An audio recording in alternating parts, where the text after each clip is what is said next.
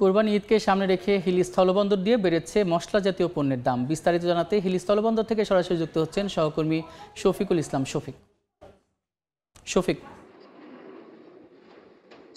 প্রতি বছরের মতো এবারও আসন্ন কোরবানি ঈদকে সামনে রেখে হিলি স্থলবন্দর দিয়ে আদা, জিরা, লবঙ্গ, এলাচ সহ নিত্য পণ্যের কিন্তু আমদানি বৃদ্ধি পেয়েছে।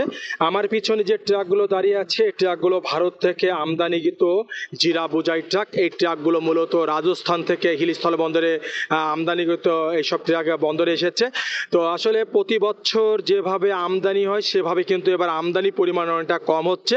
এর কারণটা আপনি জানেন যে ভারত পাকিস্তানের মধ্যে যে চলমান যে যুদ্ধ বা এইসব কারণে দীর্ঘদিন থেকে ব্যবসায়ীরা যে তাদের যে আমদানিকৃত পণ্য তারা কিন্তু খুব কম আনতেছে।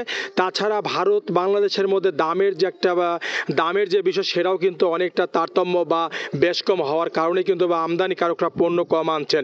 তাছাড়া এখানে হিলি স্থলবন্দর দিয়ে জিরা, এলাচ আমদানি বেশি হওয়ার কারণে প্রতি কেজি জিরায় কিন্তু 30 টাকা কমে 590 টাকা কেজি দরে আজকে বিক্রি হচ্ছে।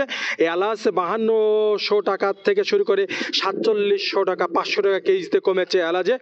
তাছাড়া লবঙ্গ কিন্তু 100 টাকা কমে 1400 টাকা কেজি কিন্তু লবঙ্গ বিক্রি হচ্ছে। তাছাড়া আদার পর্যাপ্ত আমদানি হচ্ছে।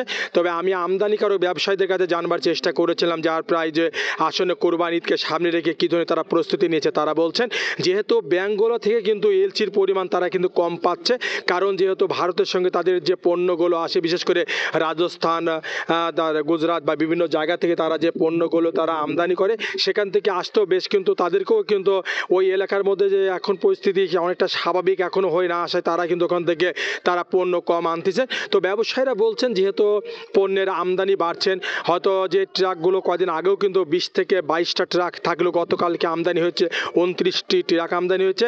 তার আগা দিন আমদানি হয়েছে এখানে তার আমদানি প্রায় 40টি ট্রাক আমদানি হয়েছে, যার মধ্যে অধিকাংশই কিন্তু মশলাজাত পণ্যই কিন্তু আমদানি হয়েছে। এই ছিল হিলি থেকে আমার কাছে সর্বশেষ।